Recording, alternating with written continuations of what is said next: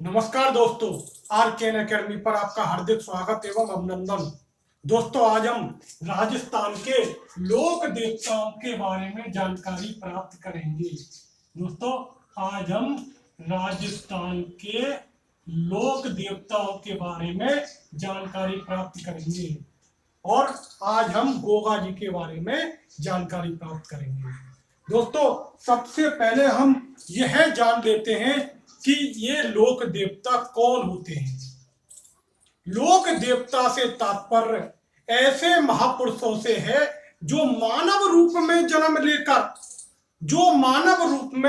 लेकर अपने असाधारण व लोकोपकारी कार्यों के कारण दैविक अंश के प्रतीक के रूप में जनता द्वारा स्वीकारे गए और उनको भी देवतुल्य पूज्य माना गया। तो लोक देवता से क्या तात्पर्य है? ऐसे महापुरुष जो मानव रूप में जन्म लेकर अपने असाधारण व लोकोपकारी कार्यों के कारण दैविक अंश के प्रतीक के रूप में जनता द्वारा स्वीकारे गए और उनको भी देवतुल्य माना गया। यानी कि लोक देवता वे देवता हैं जो लोगों द्वारा स्वीकारे गए और देवतुल्य पूज्य माने गए।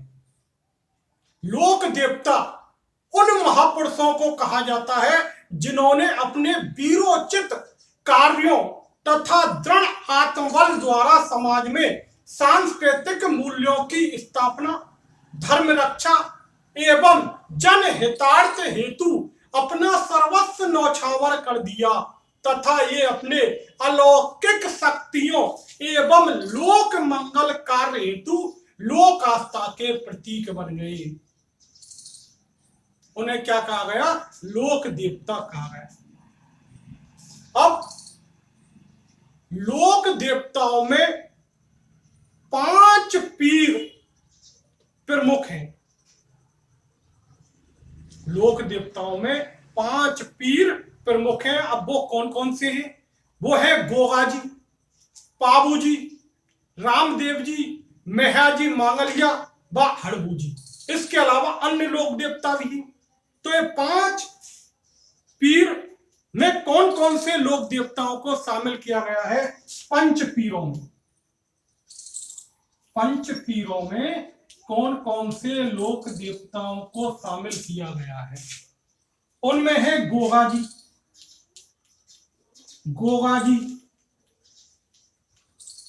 पाबू जी, पाबू जी, रामदेव जी, गोगा जी, पाबू जी, रामदेव जी, हड़बू जी व मेहाजी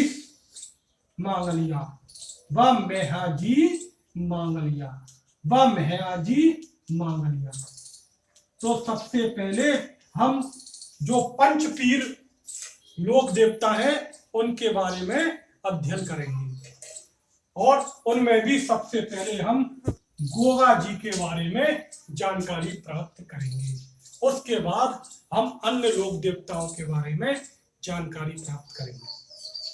तो गोगा जी का जो जन्म हुआ था वह विक्रम संवत 1003 को हुआ था, यानी कि 946 ईस्वी।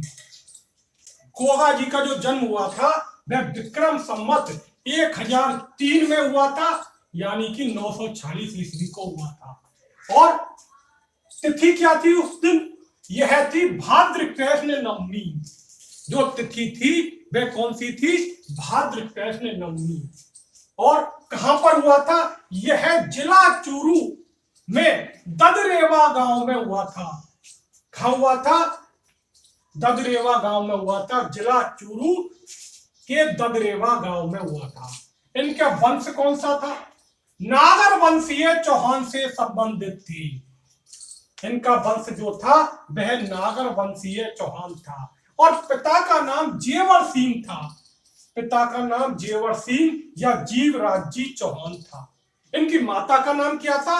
इनकी माता का नाम बाछल देवी था और मौसी का नाम काछल था।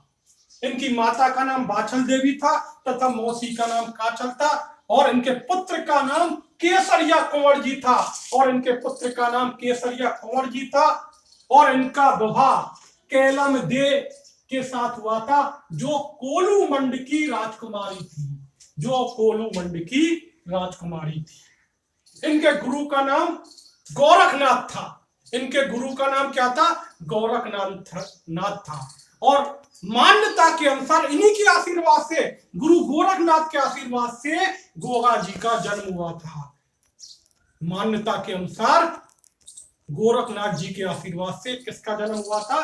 गोगा जी का जन्म हुआ था। गोगा जी का प्रतीक चिन्ह क्या है? भाला लिए अश्वारोही बादशाह। इनका प्रतीक चिन्ह क्या है? भाला लिए अश्वारोही बादशाह। अभी मैंने बताया था कि इनका विवाह केलम दे के साथ हुआ था, जो कोलूमंड जोधपुर की राजकुमारी थी। गोगा जी का विवाह होने से पहले जो उनकी पत्नी थी केलम दे, उसको सर्प ने डस लिया।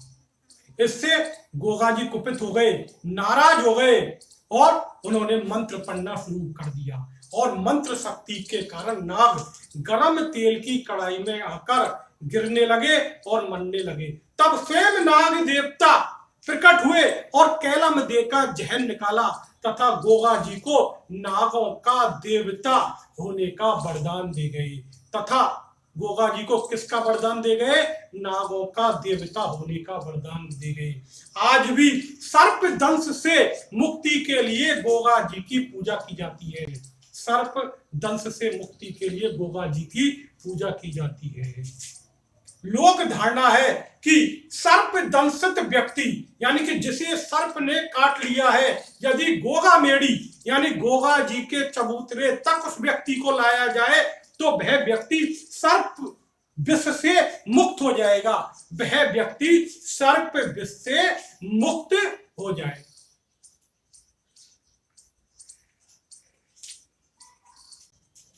दोस्तों, इनके मौसेरे भाई अर्जन और सुरजन, इनके मौसेरे भाई कौन थे? अर्जन और सुरजन से जमीन जायदाद के ऊपर झगड़ा था। इनके मौसेरे भाई अर्जन और सुरजन से किसको लेकर झगड़ा था? जमीन जायदाद को लेकर झगड़ा चल रहा था। अर्जन और सुरजन इनके विरुद्ध मुस्लिम फौज यानी कि गजनवी की फौज को लेकर आ गए।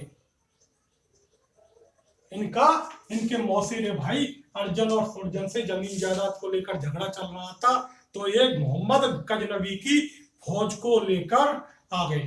इन आक्रामकों ने इनकी गायों को घेर लिया। इन आक्रामकों ने क्या किया? इनकी गायों को घेर लिया, जिसके प्रतिरोध में गोगा जी ने युद्ध किया। किससे युद्ध किया? मुस्लिमों से युद्ध किया, गजनवी से युद्ध किया। गोगा जी युद्ध में चपल और सिद्ध होने के कारण हर जगह दिखाई दे रहे थे, सब जगह दिखाई दे रहे थे। इस कारण इनके इस रण कौशल को देखकर ही महमूद गजनवी ने कहा था कि यह तो जहार पीर है, अर्थात साक्षात देवता है। किसने कहा था? महमूद गजनवी ने। क्या कहा था? ये तो जहार पीर है। और जहार पीर किसने कहा था? महमूद गजनवी ने कहा था। जहार वीर किसने कहा था? महमूद गजनवी ने कहा था। किसके बारे में कहा था? गोगा जी के बारे में कहा था। गोगा जी के बारे में कहा था, क्योंकि इनके रण कौशल को देखकर महमूद गजनवी भी आश्चर्यचकित रह गया। ये 47 पुत्रों व 60 भतीजों के साथ शहीद हो गए। ये 47 पुत्रों व 60 भतीजों के साथ शहीद हो गए। और इन्होंने मुसलमानों के साथ 11 बार युद्ध किया। मुसलमानों के साथ कितनी बार युद्ध किया था? 11 बार युद्ध किया था। और इस युद्ध का स्रोत कौन सा है? वह है सूर्यमल मिश्रण की एक पुस्तक है वंश भास्कर। सूर्यमल मिश्रण की एक पुस्तक है वंश भास्कर। उसमें कहा गया है कि जो गोगा जी हैं वह गायों की रक्षा करते हुए युद्ध भूमि में शहीद हो गए, यानी कि महमूद गजनवी से युद्ध में गायों की रक्षा करते हुए शहीद हो गए। इसके अलावा कवि मेहजी द्वारा लिखे गए गोगा जी के रसावला में गोगा जी की वीरता का वर्णन किया गया है। कवि मेहजी ने क्या लिखा है? गोगा जी का रसावला, गोगा जी का रसावला, गोगा जी का रसावला। इसमें किसका वर्णन किया गया है? इसमें वर्णन किया गया है गोगा जी की वीरता का। इसके अलावा यह भी कहा गया है कि जो इनकी जो मृत्यु हुई थी अर्जुन और सुरजन से युद्ध करते हुए हुई थी। इनकी मृत्यु किससे हुई थी? अर्जुन और सुरजन से क्या हुआ? युद्ध करते हुए हुई थी। और इसके बारे में कौन सा स्रोत से यह जानकारी मिलती है? यह मिलती है रणकपुर प्रशस्ति।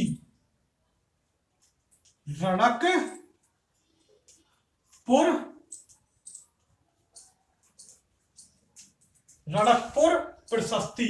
इसके अलावा दयाल दास री ख्यात, दयाल दास री ख्यात एवं श्रावक वृत्तादि अतिचार, श्रावक वृत्तादि, श्रावक वृत्तादि अतिचार, श्रावक वृत्तादि अतिचार से किस बारे में जानकारी मिलती है? कि इनकी मृत्यु अर्जुन और सुरजन से युद्ध करते हुए हुई थी। इनकी मृत्यु अर्जुन और सुरजन से युद्ध करते हुए हुई थी। अर्जुन और सुरजन से युद्ध करते हुए मृत्यु हुई थी। तो इनकी मृत्यु के दो कारण बताए हैं। एक तो गायों की रक्षा करते हुए महमूद गजनवी से युद्ध करते हुए हुई, और इसके बारे में कौन कौन से स्रोत हैं? वह सूर्यमल मिश्रण की पुस्तक है वंश भास्कर और कवि मेहे द्वारा लिखे गए गोगा जी के रसावले में उनकी वीरता का वर्णन है। किसका वर्णन है? गोगा जी की वीरता का वर्णन है। गोगा जी की वीरता का वर्णन है। इसके अलावा रणकपुर प्रशस्ति, दयाल दास री ख्यात और श्रावक वृत्तादि अतिचार में क्या कहा गया है? इनकी मृत्यु क्या हुआ? अर्जुन और सुरजन से युद्ध करते हुए हुई थी। जो अब गोगा जी को क्या क्या कहते हैं, गोगा जी के उपनाम देख लेते हैं। गोगा जी के उपनाम देख लेते हैं। गोगा जी के उपनाम देख लेते हैं। इन्हें नागों का देवता कहते हैं। इन्हें नागों का देवता कहते हैं। इन्हें नागों का देवता कहते हैं। इन्हें जहर पीर कहते हैं। इन्हें जहर पीर कहते हैं। और जहर पीर किसने कहा है? मोहम्मद गजनवी ने कहा है। जहर पीर किसने कहा है? मोहम्मद गजनवी ने कहा है। और इन्हें जहर पीर कहते हैं। और जहर पीर किसने कहा है? मोहम्मद गजनवी ने कहा है। नागों के देवता कहते हैं। इसके अलावा गोगा बप्पा कहते हैं। इन्हें गोगा बप्पा कहते हैं। उन्हें गोगा बप्पा कहते हैं, जहार वीर कहते हैं, नागों के देवता कहते हैं, नागराज का अवतार कहते हैं, इन्हें नागराज का अवतार कहते हैं, इन्हें नागराज का अवतार कहते हैं, इन्हें जहार पीर कहते हैं, इन्हें नागों का देवता कहते हैं, गोगा बप्पा कहते हैं, और मुसलमान इन्हें क्या कहते हैं? गोगा पीर कहते हैं, इन्हें गोगा पीर कहते हैं, इन्हें गोगा पीर कहते हैं। कौन कहते हैं? मुसलमान इन्हें गोगा पीर कहते हैं, इन्हें नागों का देवता कहते हैं, इन्हें नागराज का अवतार कहते हैं, गोगा बप्पा कहते हैं। और जहार पीर किसने कहा है? मोहम्मद गजनबी ने कहा है। गोगा जी के बारे में जहार पीर किसने कहा है? मोहम्मद गजनबी ने कहा है। अब गोगा जी के जो थान है वह खेजड़ी वृक्ष के नीचे होते हैं। गोगा जी के जो थान है वह कहाँ होते हैं? खेजड़ी वृक्ष के नीचे। गोगा जी के थान खेजड़ी वृक्ष के नीचे होते हैं। गोगा जी के जो थान होते हैं वह खेजड़ी वृक्ष के नीचे होते हैं, जहां मूर्ति स्वरूप एक पत्थर पर सर्प की आकृति अंकित होती है। जहां मूर्ति स्वरूप एक पत्थर पर सर्प की आकृति अंकित होती है। इसलिए मारवाड़ में कहावत है, गांव गांव गोगों ने गांव गांव खेजड़ी, गांव गांव गोगों ने गांव गांव खेजड़ी। इनके लोक गाथा गीतों में डेरू नामक वाद्य यंत्र बजाया जाता है। लोक गाथा गीतों में, इनके लोक गाथा गीतों में कौन सा वाद्य यंत्र बजाया जाता है? डेरू वाद्य यंत्र बजाया जाता है। डेरू वाद्य यंत्र बजाया जाता है। गोगा जी के लोक गाथा गीतों में डेरू वाद्य यंत्र बजाया जाता है। गोगा जी ने गौ रक्षा एवं तुर्कों से देश की रक्षा के लिए अपने प्राण न्यौछावर कर दिए। गोगा जी ने गौ रक्षा एवं महमूद गजनबी से देश की रक्षा के लिए अपने प्राण न्यौछावर कर दिए। राजस्थान का किसान वर्षा के बाद हल जोतने से पहले गोगा जी के नाम की राखी गोगा राखड़ी हलवा हाली दोनों को बांधता है। क्या बांधता है? गोगा राखड़ी। गोगा राखड़ी किसे बांधता है? हल व हाली को बांधता है। गोगा राखड़ी हल व हाली दोनों को बांधता है। कब बांधता है? वर्षा के बाद हल जोतने से पहले। गोगा जी के नाम की राखी गोगा राखड़ी किसे बांधता है? हल व हाली को बांधता है। कौन बांधता है? राजस्थान का किसान।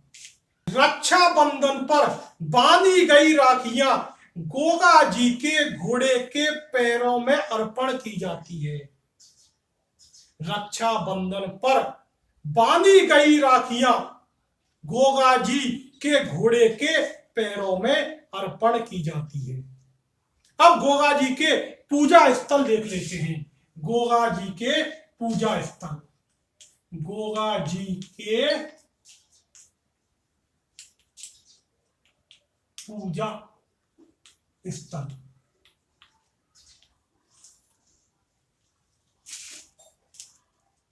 दोस्तों एक बात और कि जब युद्ध हुआ था तब जो गोगा जी इस युद्ध में शहीद हो गए और इनका सिर जहां पर गिरा था वह स्थान ददरेवा था और उसे शीश मेड़ी के नाम से जाना गया, जहां पर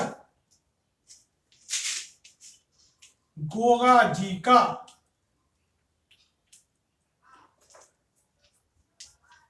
सिर गिरा था।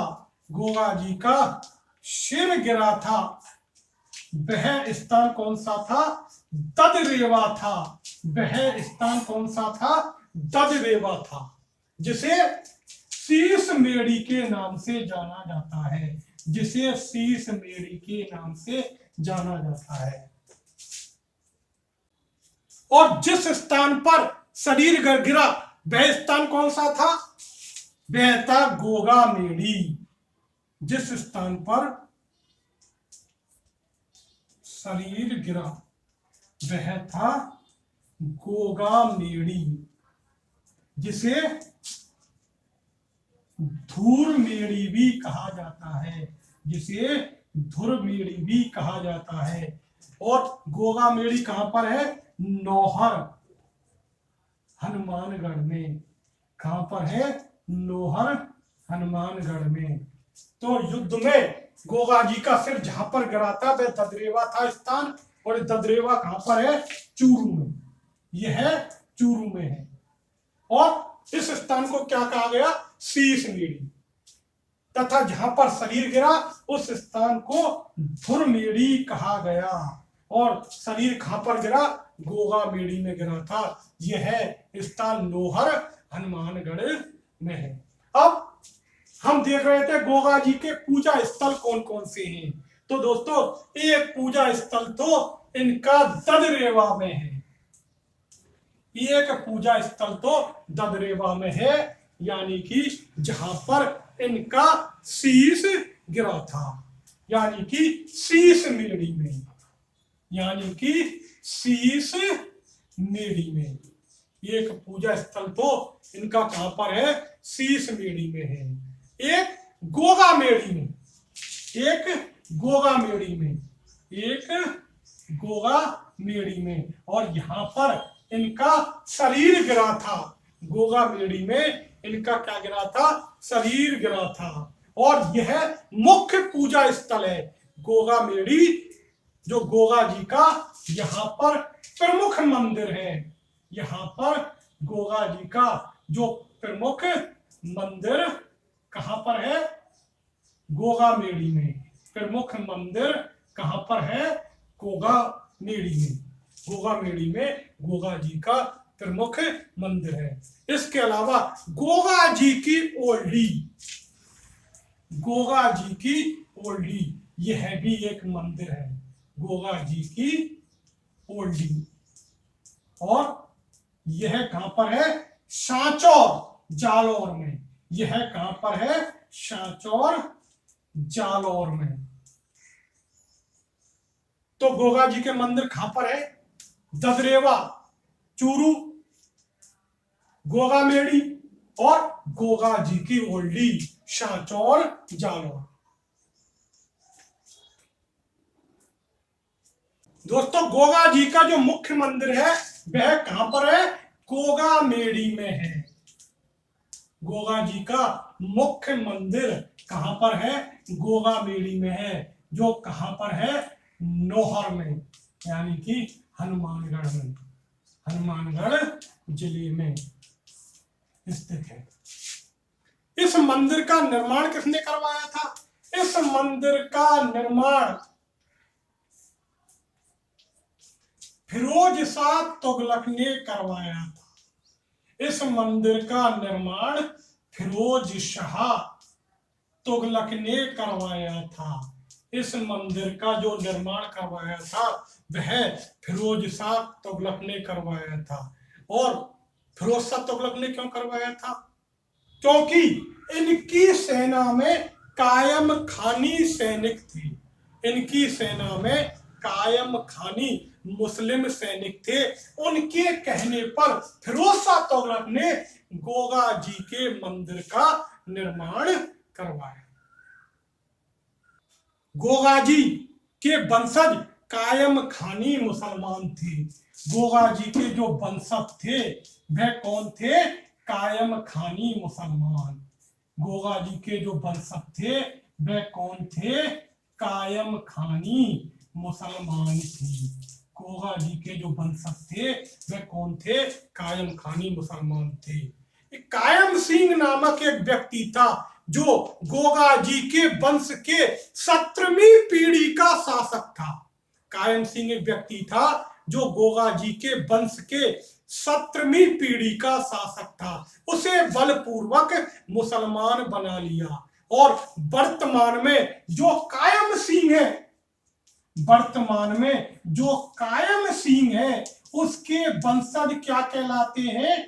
कायम खानी मुसलमान कहलाते हैं। उनके वंशज कायम खानी मुसलमान कहलाते थे। और उन्हीं के कहने पर फिरोज शाह तुगलक ने इस मंदिर का निर्माण करवाया था। और यह मंदिर मकबरा नुमा है। यह मंदिर कैसा है? मकबरा नुमा है। यह मंदिर मकबरा नुमा है। यह मंदिर मकबरा नुमा है। और इसका पुनः निर्माण बीकानेर के शासक गंगा सिंह ने करवाया था। इसका जो पुनः निर्माण करवाया था वह बीकानेर के शासक गंगा सिंह ने करवाया था।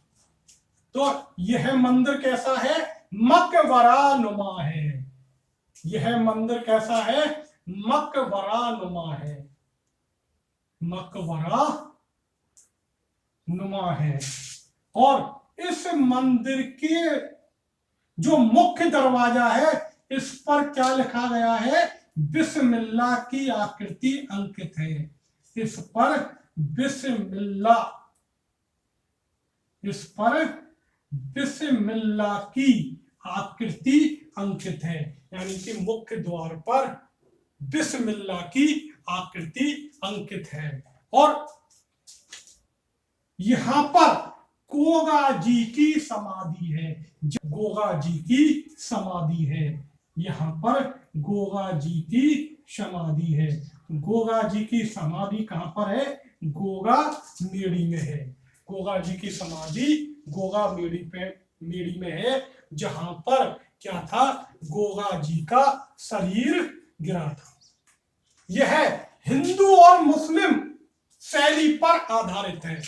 इस मंदिर का ऊपरी भाग मुस्लिम शैली पर आधारित है, जिसका निर्माण किसने करवाया था? फिरोज शाह तुगलक ने। और निचले भाग किस शैली पर आधारित है? हिंदू शैली पर आधारित है। और निचला भाग हिंदू शैली पर आधारित है, जिसका निर्माण गंगा सिंह ने करवाया था। जिसका निर्माण गंगा सिंह ने करवाया था। यहां जो पुजारी होते हैं वे हिंदू और मुस्लिम दोनों होते हैं। इस मंदिर में जो पुजारी होते हैं वह हिंदू व मुस्लिम दोनों होते हैं। इस मंदिर में जो पुजारी होते हैं वे हिंदू व मुस्लिम दोनों होते हैं। इस मंदिर में जो पुजारी होते हैं वह हिंदू व मुस्लिम होते हैं। यहां पर गोगा जी का मेला लगता है। यहां पर गोगा जी का मेला लगता है। और कब लगता है? भाद्र कृष्ण नवमी को यहां पर गोगा जी का मेला लगता है। और कब लगता है? भाद्र कृष्ण नवमी को। भाद्र कृष्ण नवमी को किसका मेला लगता है? गोगा जी का मेला लगता है, जो राष्ट्रीय एकता व सांप्रदायिक सद्भाव का प्रतीक है। जो राष्ट्रीय एकता व सांप्रदायिक सद्भाव का प्रतीक है। भाद्र कृष्ण नवमी को गोगा जी का मेला लगता है। गोगा जी का मेला कब लगता है? भाद्र कृष्ण नवमी को, यानी कि कृष्ण जन्माष्टमी के एक दिन बाद। कृष्ण जन्माष्टमी के एक दिन बाद, जो राष्ट्रीय एकता का प्रतीक है। जो राष्ट्रीय एकता का प्रतीक है, क्योंकि इसमें हिंदू और मुस्लिम दोनों ही जाते हैं। क्योंकि इसमें हिंदू और मुस्लिम दोनों ही जाते हैं। गोगा मेड़ी के चारों तरफ जो जंगल है उसको गोगा जी की पड़ी रोपड़, गोगा जी की पड़ी रोपड़ व जोड़ के नाम से जाना जाता है। व जोड़ के नाम से जाना जाता है किसे? गोगा मेड़ी के चारों तरफ जो जंगल है उसे गोगा जी का पड़ी रोपड़ व जोड़ के नाम से जाना जाता है। गोगा मेड़ी के चारों तरफ जो जंगल है उसे क्या कहा जाता है? गोगा जी का पड़ी रोपड़ व जोड़ के नाम से जाना जाता है। तो दोस्तों, गोगा मेड़ी में गोगा जी का प्रमुख मंदिर है जिसका निर्माण फिरोज शाह तुगलक ने करवाया था। यह मकबरा नुमा है, यह मकबरा नुमा है और इसका पुनर्निर्माण गंगा सिंह ने करवाया था। और इसके पुजारी हिंदू और मुस्लिम दोनों होते हैं। इसके पुजारी हिंदू व मुस्लिम दोनों होते हैं और यह हिंदू व मुस्लिम दोनों ही शैलियों का समन्वय है। इसके मुख्य द्वार पर बिस्मिल्लाह की आकृति अंकित है और यह मकबरा नुमा है, यह मकबरा नुमा है। और इस स्थान पर गोगा जी की समाधि है। जहां पर गोगा जी का शरीर गिरा था उस स्थान पर गोगा जी की समाधि है। गोगा जी की समाधि कहां पर है? गोगा मेड़ी में है। गोगा जी की समाधि गोगा मेड़ी में है। और गोगा जी के वंशज कायम खानी मुसलमान थे। गोगा जी के जो वंशज थे वे कौन थे? कायम खानी मुसलमान थे। कायम सिंह नामक व्यक्ति जो गोगा जी की 17वीं पीढ़ी से था, इसे बलपूर्वक मुसलमान बना लिया और कायम सिंह के वंशजों को कायम खानी मुसलमान कहा जाता है। तो गोगा जी के वंशज कौन थे? कायम खानी मुसलमान। इन्हीं के कहने पर फिरोज शाह तुगलक ने मकबरा नुमा मंदिर का निर्माण करवाया था। इन्हीं के कहने पर फिरोज शाह तुगलक ने मकबरा नुमा मंदिर का निर्माण करवाया था। दोस्तों, आज हमने राजस्थान के लोक देवता गोगा जी के बारे में जानकारी प्राप्त की। दोस्तों, इस वीडियो को ज्यादा से ज्यादा शेयर करें, लाइक करें तथा इस चैनल को सब्सक्राइब अवश्य करें। नमस्कार दोस्तों।